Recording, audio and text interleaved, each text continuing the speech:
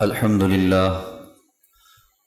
لله نحمده ونستعينه ونستغفره ونؤمن به ونتوكل عليه ونعوذ بالله من شرور أنفسنا ومن سيئات أعمالنا من يهده الله فلا مضل له ومن يضلله فلا هادي له ونشهد أن لا إله إلا الله وحده لا شريك له ونشهد أن سيدنا وسندنا ونبينا ومولانا محمدا عبده ورسوله صلى الله تعالى عليه وعلى آله وأصحابه وبارك وسلم تسليما كثيرا كثيرا.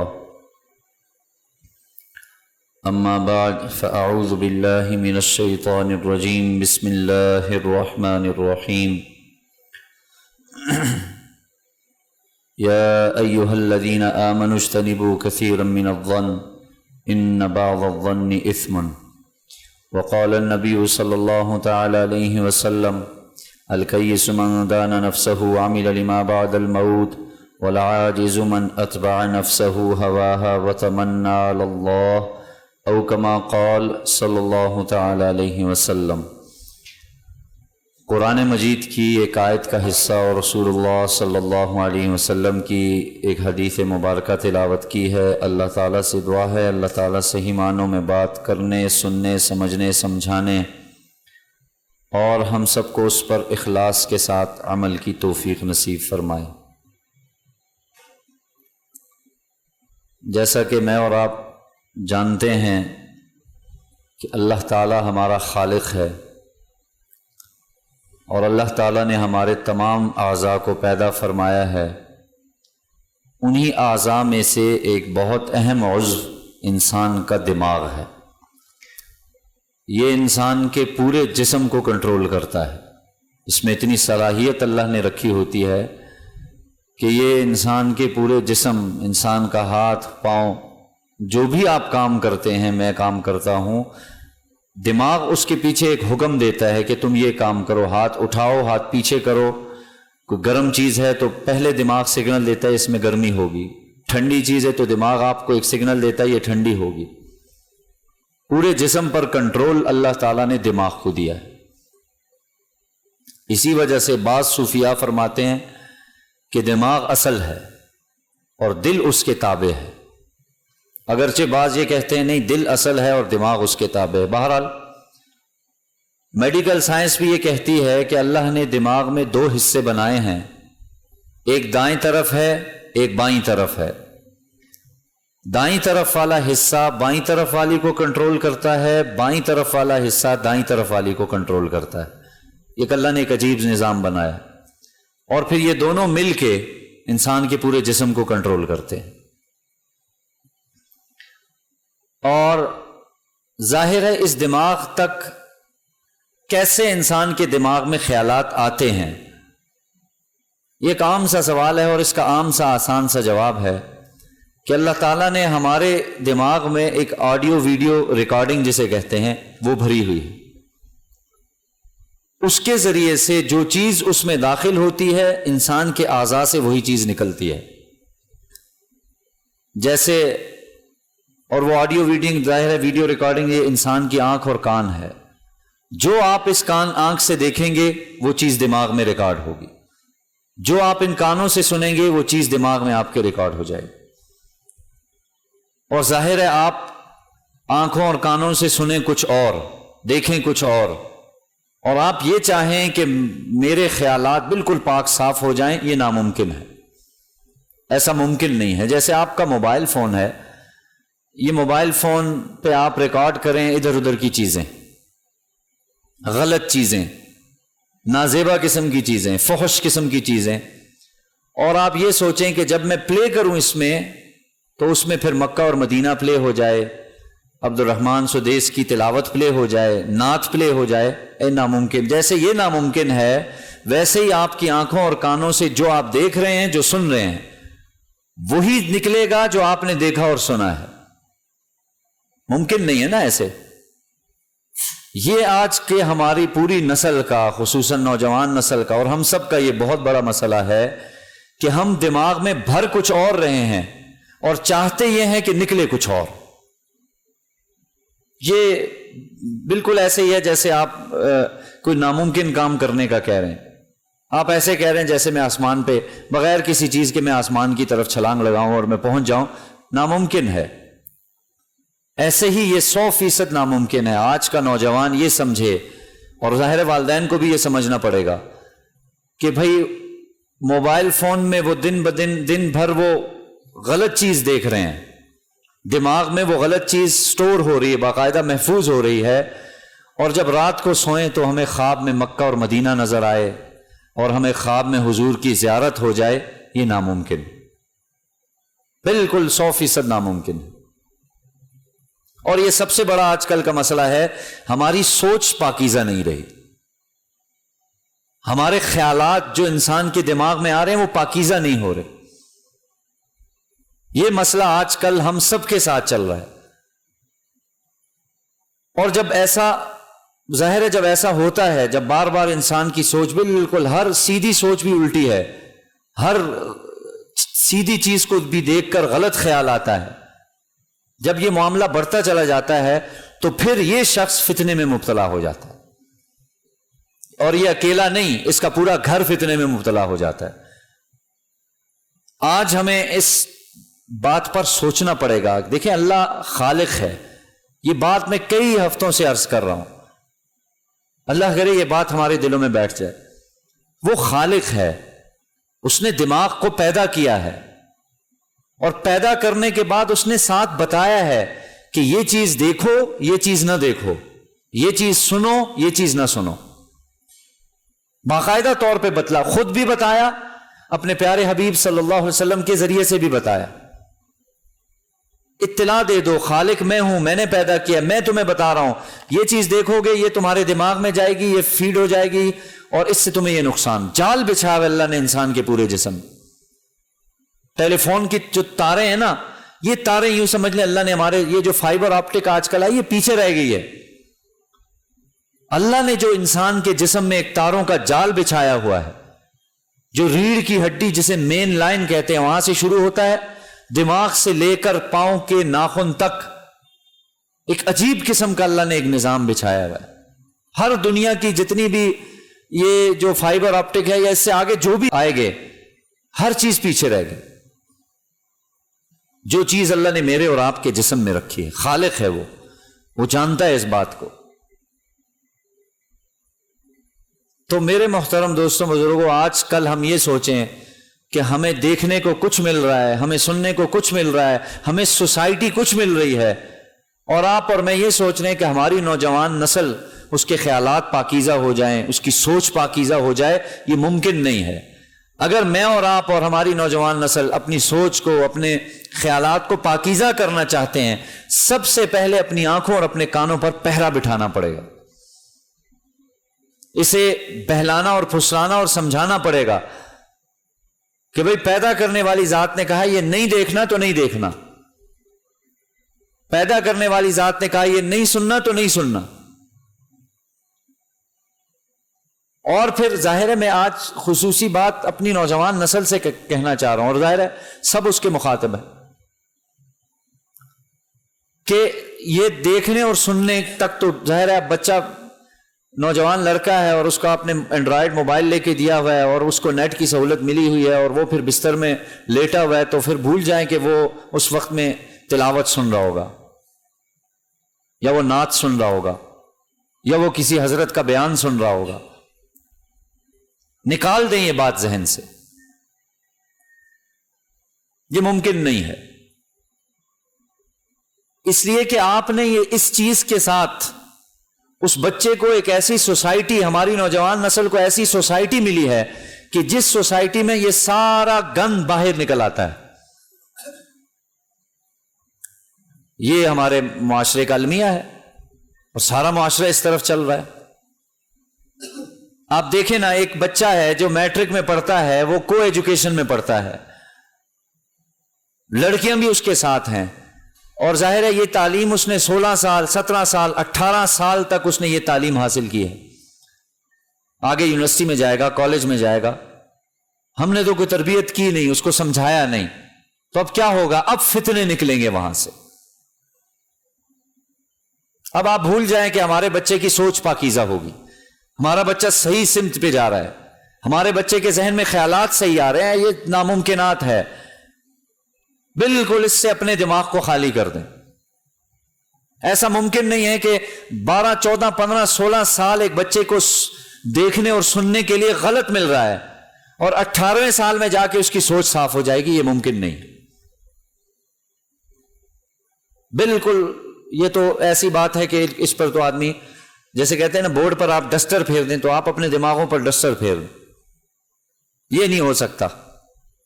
آپ نے سوسائٹی ایسی دی، میں نے عرض کیا جب یہ 16 17 سال جب یہ معاملہ ہوتا ہے، اب وہاں سے فتنے نکلتے ہیں، اور اس فتنے کو وہی سمجھ سکتے ہیں، وہی والدین جن پر یہ گزری ہوتی ہے۔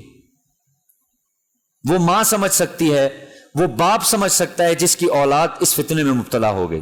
اور میں نے شروع میں عرض کیا وہ اکیلا نہیں مبتلا ہوتا، پورا گھر اس فتنے میں مبتلا ہوتا ہے۔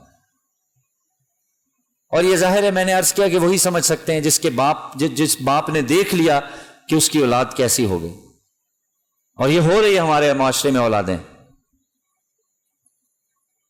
یہ وہ فتنے ہیں جن فتنوں کی طرف رسول اللہ صلی اللہ علیہ وسلم نے آج سے 1450 سال پہلے 1400 سال پہلے فرمایا تھا، یہ وہ فتنے ہیں۔ ابواب الفتن حدیث کی کتابیں بھری پڑی ہیں، ہمارا درس بھی آج کل اسی حساب سے چل رہا ہے۔ دیکھیں آپ کو سمجھانے کے طور پر عرض کر دوں، قیامت کی علامات 2 قسم کی ہوتی ہیں، ایک علامات صغرا، ایک علامات کبرا۔ علامات کبرا یہ ہیں جس میں دجال کا آنا، امام مہدی کا آنا، عیسیٰ علیہ السلام کا آنا، یہ علامات کبرا ہیں۔ یہ کب شروع ہوں گی؟ حدیث کے مطابق یہ شروع ہوں گی اس وقت جب نبی علیہ السلام نے فرمایا ایک آگ نکلے گی جو مشرق سے نکلے گی اور لوگوں کو مغرب کی طرف دھکیل دے گی۔ جب ایسا ہوگا یہ پہلی بڑی علامت ظاہر ہوگی، اس کے بعد دجال کا نکلنا، یاجوج ماجوج کا نکلنا، امام مہدی کا، عیسیٰ علیہ السلام کا، پھر دجال کا قتل، اس کے بعد یہ ساری علامتیں۔ کس کے بعد؟ آپ نے فرمایا مشرق سے ایک آگ نکلے گی جو لوگوں کو مغرب کی طرف دھکیلے گی۔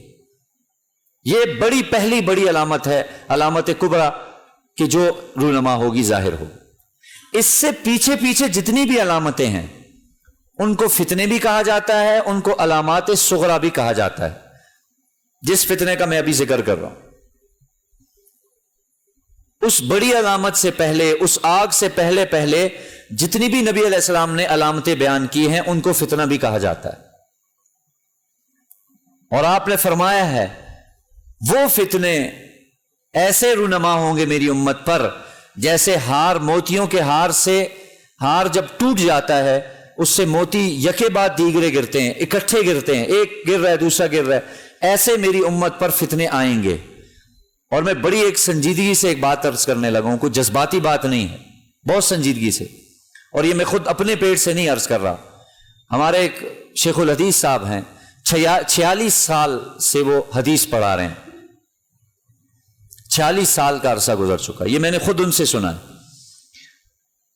وہ فرماتے ہیں کہ مجھے 46 سال ہو چکے ہیں اور میں پوری اس سنجیدگی سے، اور انہوں نے بھی یہی الفاظ دہرائے کہ میں جذبات میں آ کے نہیں کہہ رہا کہ لوگوں کو میں جذبات میں آ کے کہہ رہا ہوں یہ ہو گیا وہ ہو گیا، نہیں، وہ کہہ رہے ہیں اپنے 46 سالہ حدیث کے شعبے میں لگانے کے بعد نبی علیہ السلام کی احادیث بیان کرتے ہوئے مجھے جو 46 سال گزرے ہوئے ہیں اس کی روشنی میں عرض کرنے لگا ہوں کہ نبی صلی اللہ علیہ وسلم نے اس بڑی علامت سے پہلے جتنے فتنے ذکر کیے ہیں ان میں سے ایک فتنہ بھی ایسا نہیں ہے کہ جو باقی رہا ہو۔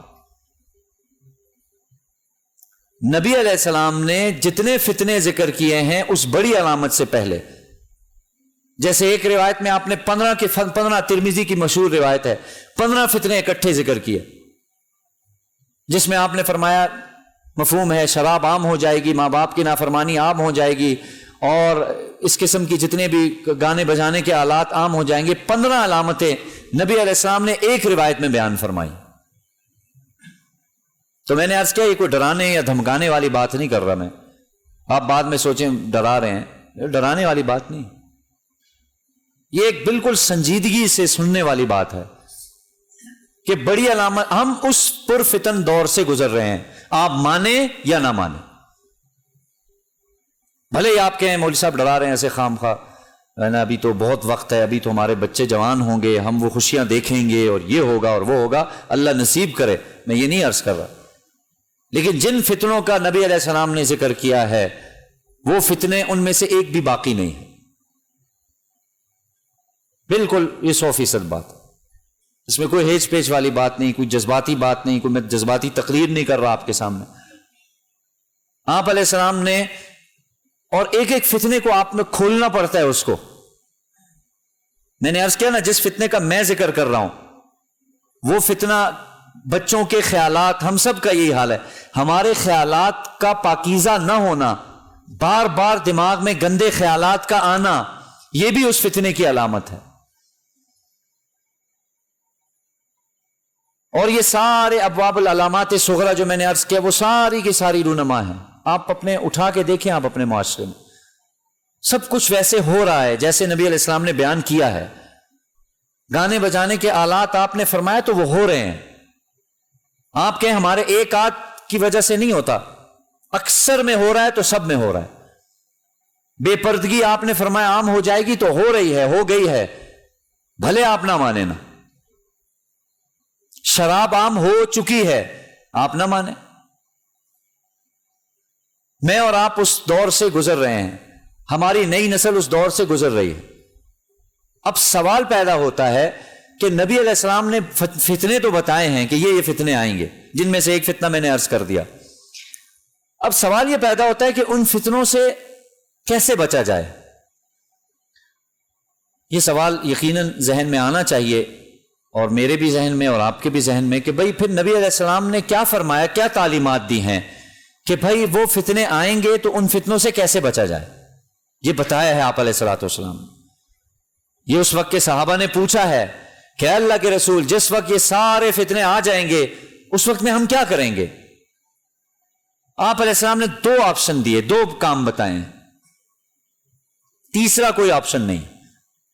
آپ نے فرمایا یا تو غور سے سنیں، مفہوم حدیث عرض کر رہا ہوں، آپ علیہ السلام کی حدیث کا فرمان غور سے سنیں. آپ علیہ السلام نے فرمایا جب وہ فتنے آ جائیں یا تو اپنے گھوڑے کی پیشانی پکڑو اور نکل پڑو ان فتنوں کو ختم کرنے کے لیے. یہ پہلی آپشن آپ نے دی. یا تو اپنے گھوڑے پر یعنی سوار ہو، اس کی پیشانی پکڑو، الفاظ ہیں، اس کی پیشانی پکڑو اور نکل پڑو فتنوں کو ختم کرنے کے لیے. اگر ایسا نہیں کر سکتے تو آپ نے فرمایا پھر ان فتنوں سے کنارہ کشی اختیار کر لو. بات واضح ہو رہی ہے. یہ 2 آپ نے آپشن دیے، یہ 2 باتیں ہیں فتنوں سے بچنے کے لیے. یا تو آپ نکلیں اور اس جذبات کے ساتھ، اس ذمہ داری کے ساتھ نکلیں کہ میں ان فتنوں کو ختم کروں گا. ظاہر ہے وہ بظاہر تو ممکن نہیں لگ رہا، تبھی آپ نے دوسری آپشن دی.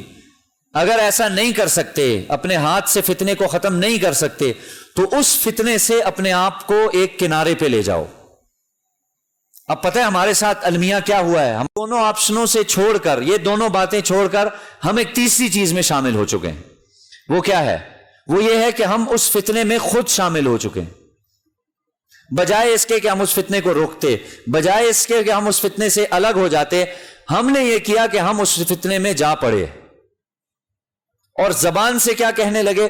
زبان سے یہ کہنے لگے ہم کیا کر سکتے ہیں، پورا معاشرہ چل رہا ہے، ہم بے بس ہو چکے ہیں، ہمارے اندر ہمارا بس ہی نہیں چلتا، نہ اولاد پہ چلتا ہے، نہ گھر والوں پہ چلتا ہے، نہ خاندان پہ چلتا ہے.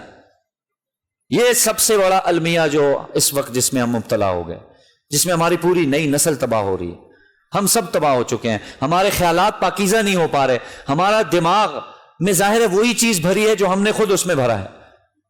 ہم نے اپنی آنکھوں سے غلط دیکھا، کانوں سے غلط سنا، تو دماغ وہی فیصلہ دے گا نا کہ جو ہم نے اس میں ریکارڈ کیا ہے، وہی بات آ جائے گی. موبائل میں آپ دنیا جہان کی فحش گوئیاں، فحش باتیں اور فحش چیزیں دیکھیں، غلط گندی قسم کی چیزیں دیکھیں، سنیں تو غلط چیزیں سنیں، پورا دن بچوں کا گانوں میں گزرے، اور رات کو ہمارے والدین یہ سوچے ہمارے بچے سوئیں گے، ان کے خواب میں مکہ بھی آئے گا، مدینہ بھی آئے گا، بیت اللہ کو دیکھیں گے اور نبی علیہ السلام کے روزے کو دیکھیں. ناممکن. جیسے یہ ناممکن ویسے یہ بھی ناممکن. اور اس المیہ کی طرف نہ کبھی والدین نے سوچا، وہ بے بس ہو چکے ہیں، اور میں اگلا لفظ عرض کروں، وہ بے حس ہو چکے ہیں. ہم بے حس ہو چکے ہیں. اب آپ کہیں گے جی ہم پھر کیا کریں، ہم ظاہر ہے بے بس. تو دیکھیں اس کا بھی حل شریعت نے دیا ہے. آپ کو یہ نہیں کہا گیا کہ آپ 100% فتنے سے بچو، یہ تو فرمایا کنارہ اختیار کرو. لیکن دوسری طرف اللہ کے رسول علیہ السلام نے اللہ تعالیٰ کا فرمان نقل کیا ہے. دوسری طرف اللہ نے ہمارے لیے ایک اور آپشن چھوڑا ہے جو بہت آسان ہے. وہ کیا ہے؟ آپ 2% فتنوں سے بچیں. آپ ہمت ارادہ کریں. کیا ہم اتنے بے بس ہو چکے ہیں؟ ہمارے اندر اتنی ہمت نہیں رہی کہ ہم 2% گناہوں سے یا فتنوں سے بچیں. اب اتنی بھی نہیں ہے تو پھر ظاہر ہے پھر جینے کا کیا فائدہ؟ یہ نیت نہیں کر سکتے کہ بھئی میں یہ نیت کرتا ہوں 2% فتنوں سے بچوں گا. آپ 2% بچیں گے، لکھ کے لے لیجئے، حدیث میں آتا ہے اللہ آپ کو 10% بچائیں گے. آپ 10% ہمت کریں، اللہ آپ کو 25% فتنوں سے بچائیں گے. ہم 25% کی ہمت کر لیں، ارادہ کر لیں اور بچنے کی کوشش کریں، اللہ 50% ہمیں بچائے گا. ہم 50% کوشش کریں گے، اللہ 100% بچائے گا. ہو نہیں سکتا. حدیث غلط نہیں ہو سکتی. ہماری آپ کی سوچ غلط ہے، ہمت نہیں ہے، جذبہ نہیں ہے، کبھی سوچا نہیں ہے. حدیث غلط نہیں ہو سکتی. حدیث میں آ گیا، اللہ کے رسول علیہ السلام نے فرمایا کہ حدیث قدسی ہے. حدیث قدسی اس کو کہا جاتا ہے کہ بات اللہ کی ہے، مضمون اللہ کا ہے، الفاظ نبی صلی اللہ علیہ وسلم کے ہیں. اس حدیث کا بڑا اونچا مقام ہوتا ہے. آپ علیہ السلام نے فرمایا کہ اللہ نے مجھ سے یہ ارشاد فرمایا ہے کہ میرا بندہ میرے راستے پر چلنے کے لیے 1 قدم آگے بڑھاتا ہے، میں 2 قدم اس کی طرف چلتا ہوں. میرا بندہ میری طرف چل کر آتا ہے، میں اس کی طرف دوڑ کر چلتا ہوں. تمام محدثین نے اس حدیث کی تشریح میں یہی بات نقل کی ہے کہ کوئی آدمی دین پر چلنے کے لیے 1 قدم آگے بڑھاتا ہے، اللہ تعالیٰ اس کو 2 قدم دین پر چلاتے ہیں. جو آدمی چل کر اللہ کے دین پر آتا ہے یعنی کوشش کرتا رہتا ہے، اللہ تعالیٰ دوڑ کے آتے ہیں، مراد اللہ اس کو 100% دین پہ مبتلا کر دین میں ڈال دیتے ہیں. ہمت نہیں کی کبھی، ہم نے حوصلہ نہیں کیا. اسی سے محدثین فرماتے ہیں جو آدمی 2% بچنے کی کوشش کرے گا، اللہ تعالیٰ اسے 10% فتنوں سے بچائیں گے. ہماری سوچ پاکیزہ ہونی چاہیے، ہماری نوجوان نسل کی سوچ پاکیزہ ہونی چاہیے. اس کے لیے میں نے عرض کیا ہمیں ان کی سوسائٹی کو دیکھنا، ہمیں اپنی سوسائٹی، اپنا معاشرہ دیکھنا پڑے گا. ہم جس معاشرے میں انہیں دھکیل رہے ہیں وہ معاشرہ ان کو پاک نہیں رکھے گا، ان کی سوچ پاک نہیں ہوگی. بالکل یہ ذہن سے نکال دیں. 50,000 کا اس کے پاس اگر موبائل ہے، آپ بھول جائیں کہ وہ اس موبائل میں تراویح کی نماز دیکھے گا، سنے گا، کسی حضرت کا بیان سنے گا. بھول جائیں. آپ اپنے دل کو جھوٹی تسلیاں دیتے ہیں تو دیتے رہیں. بڑے نہیں بچ پا رہے، بچے کہاں سے بچیں گے؟ ہم اتنے بے بس ہو چکے ہیں کہ جو حدیث آپ علیہ السلام نے حدیث میں جو 3 درجات بتائے تھے ایمان کے صرف 3 درجات آپ نے بتائے، یعنی درجات سے مراد یہ 3 کیٹیگریز ہیں. اس سے نیچے کسی کا ایمان نہیں. ہمارا مسئلہ یہ ہو چکا ہے کہ ہم گناہ کو گناہ سمجھ ہی نہیں پا رہے، فتنے کو فتنہ کہتے ہی نہیں ہیں. اگر ہماری بچیاں بے پردہ گھوم رہی ہیں تو یہ کیا ہے؟ یہ فتنہ ہی ہے نا، گناہ ہے یہ. اگر ہمارے نوجوان گناہوں میں مبتلا ہو رہے ہیں کسی بھی قسم کے، یہ وہ فتنے ہیں جن کی طرف نبی علیہ السلام نے ارشاد فرمایا. اور پھر آپ نے وہ 3 باتیں ارشاد فرمائیں. من رأى منکم منکرا فلیغیرہ بیدہ. آپ نے فرمایا تم میں سے جو کوئی بھی منکر کو دیکھے، غلط کام ہوتا ہوا دیکھے، استطاعت ہے ہاتھ سے اس کو روکے، زور بازو سے روکے. باپ ہے، باپ کو اللہ نے اختیار دیا ہے، روک سکتا ہے وہ زور بازو سے. ہم بے بس ہو چکے ہیں. اور پھر وہی اگلا درجہ، بے بسی کے بعد اگلا درجہ آتا ہے بے حسی کا. اور بے حسی کے بارے میں علماء کہتے ہیں بے حس یعنی احساس کی ذمہ داری، یہ حیات ہے. اور بے حسی یہ موت ہے. بے حس آدمی کی صرف سانسیں چل رہی ہیں، باقی تو زندگی تو نہیں ہے کچھ. تو آپ علیہ السلام نے فرمایا یہ پہلا درجہ ہے، ہاتھ سے روکو، زور بازو سے روکو. فَإِن لَّمْ يَسْتَطِعْ فَبِلِسَانِهِ، اس کی طاقت نہیں رکھتے زبان سے برا کہو. کہتے ہیں ہم اپنے بچوں کو زبان سے برا؟ کوئی نہیں کہتا. بیٹا یہ کام نہیں کرو، یہ کام غلط ہے، جھوٹ نہیں بولو، غلط کام نہیں کرو، والدین کی نافرمانی نہیں کرو، والدہ کا کہا مانو، یہ کرو وہ کرو. کہاں بولتے ہیں؟ جس کو کہنا چاہیے اپنے خاندان میں بڑے ہیں بزرگ، کوئی نہیں کہتا. یہ دوسرا درجہ. اور آخری درجہ، اس کے بعد حدیث کی روح سے یہ پتہ چلتا ہے اس آدمی میں کوئی ایمان نہیں ہے. فَإِن لَّمْ يَسْتَطِعْ فَبِقَلْبِهِ وَذَاكَ أَضْعَفُ الْإِيمَانِ وَذَلِكَ أَضْعَفُ الْإِيمَانِ.